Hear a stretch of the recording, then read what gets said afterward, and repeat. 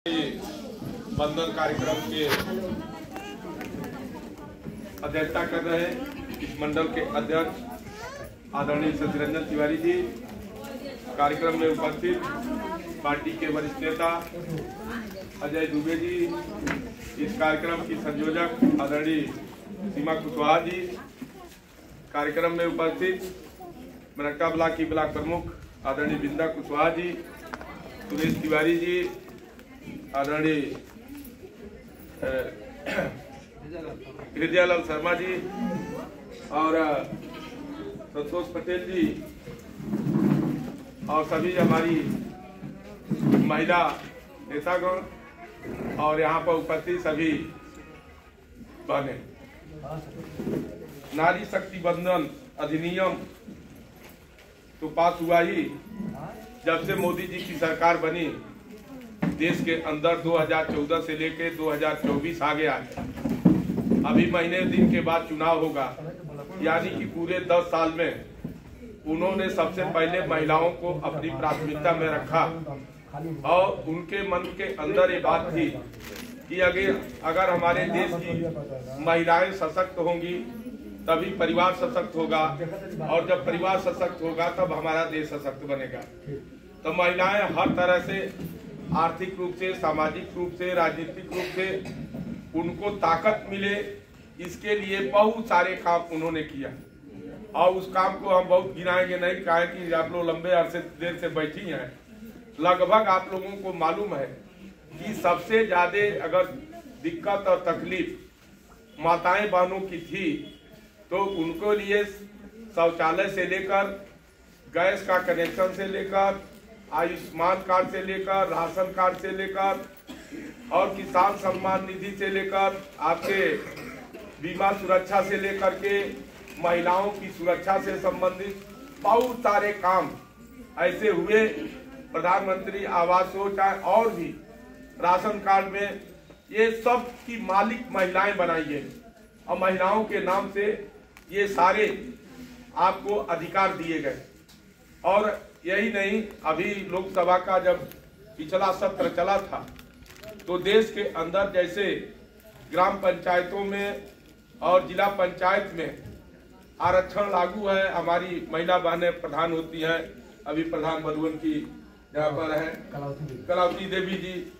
तो इस तरह का जो आपको प्रतिनिधित्व करने का मौका मिला कि ग्राम पंचायत में हमारी महिलाएं प्रधान होती हैं, जिला पंचायत में भी जिला पंचायत की सदस्य चुनी जाती हैं। इसी तरह से विधानसभा के अंदर और लोकसभा के अंदर आप सब लोगों को आरक्षण देने का बिल पास करने का काम मोदी जी की सरकार ने किया और जो नारी शक्ति बंधन अधिनियम लोकसभा में आया वहां पर आप लोगों ने हमको अपना आशीर्वाद देकर के भेजने का काम किया था। और मोदी जी ने जब महिलाओं को विधायक बनाने के लिए, सांसद बनाने के लिए कानून बनाने का काम किया तो उसमें हम सभी लोगों ने मिल करके उस कानून को पास किया और पास करने के कारण अब 2029 के इस चुनाव में तो नहीं, लेकिन 2029 का जब लोकसभा का चुनाव आएगा, 2027 का विधानसभा का चुनाव आएगा तो हमारी कोई बहन अगर मेहनत करेगी, भारतीय जनता पार्टी में काम करती रहेगी और उस लायक होगी तो वो चुनाव लड़ सकती है और जीत के विधानसभा में प्रतिनिधित्व कर सकती है। लोकसभा में भी लोकसभा के सांसद बन करके आप जा सकती हैं। 33% आरक्षण महिलाओं को देने का काम किया है, यानी कि जो भी सीट सुरक्षित होगी महिलाओं के लिए उसमें किसी भी पार्टी की जो उम्मीदवार होगी वो सब महिलाएं होगी। हर पार्टी से महिला ही लड़ेगी तो कोई न कोई महिला ही चुन करके विधानसभा में और लोकसभा में जाएगी। और जब आप लोकसभा में विधानसभा में आप जाएंगी 100 में 33 महिला होगी तो जब आपको अपने हित के लिए कानून बनाना होगा तो वो 33% महिलाएं डट करके विधानसभा में, लोकसभा में अपने हित में कानून बनाने का काम करेंगी, उस कानून को पास करने का काम करेंगी, जिसके वजह से पूरे समाज में एक बड़ा बदलाव आएगा और महिलाओं को प्रतिनिधित्व मिलेगा। आपको घर और गृहस्थी और चूल्हे से भी निजात दिला करके और आप समाज में आगे बढ़कर अगुवाई करें, नेतृत्व करें, तभी जाके महिलाओं की दशा में सुधार हो सकता है। और बहुत सारे सुधार मोदी जी ने करने का काम किया है। आप लोगों का आशीर्वाद, आप लोगों के ताकत के दम पर 2014 में मोदी जी देश के प्रधानमंत्री बने।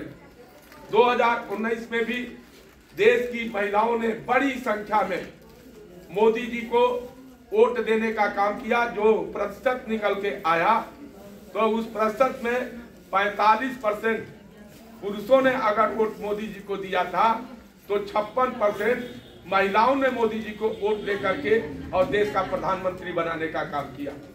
तो ये आपके ताकत के दम पर मोदी जी तीसरी बार प्रधानमंत्री बनने वाले हैं। और मोदी जी जैसा व्यक्ति लगातार माताओं बहनों के लिए काम कर रहे हैं, आपकी सुरक्षा रहे और आपको सुरक्षित माहौल में रह करके विकास करने का मौका मिले, इस तरह से भारतीय जनता पार्टी की सरकार ने अपना उद्देश्य बनाया और उस उद्देश्य को लेकर के काम कर रहे हैं। आप सभी जानते हैं कि 2014 के पहले क्या स्थिति थी, आज 10 साल में कितना बड़ा परिवर्तन आया है। आप सभी उस चीज को महसूस करती होगी कि जो सामान्य जीवन में जो सुविधा आपको चाहिए वो सारी सुविधा आपको मिल गई। अगर आपके लिए घर में राशन की चिंता की अब कोई जरूरत नहीं है, बिजली के चिंता की कोई जरूरत नहीं है, हर घर का विद्युतीकरण हो गया, हर घर में बिजली पहुंच गई। आपको आवास के लिए जिनका नहीं बना है उनके लिए भी रजिस्ट्रेशन हो रहा है, सबका आवास मिल जाएगा।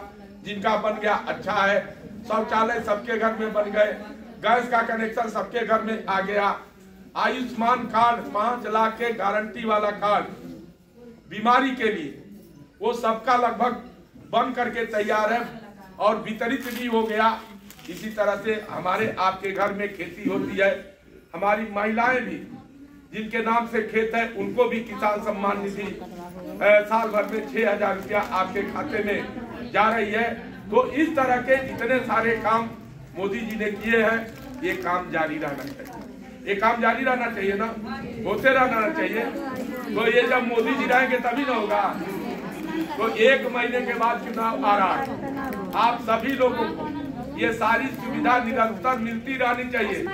इस सुविधा में और भी वृद्धि हो, बढ़ावा और हो, इसके लिए अगर करना है तो मोदी जी को 24 में फिर दोबारा प्रधानमंत्री बनाना है ताकि हम महिला बहनों का सबका विकास हो सके और सभी आर्थिक रूप से मजबूत और सशक्त हो सके। आप सब बहुत देर तक इंतजार किए हैं, इसके लिए आप सबको बहुत बहुत धन्यवाद।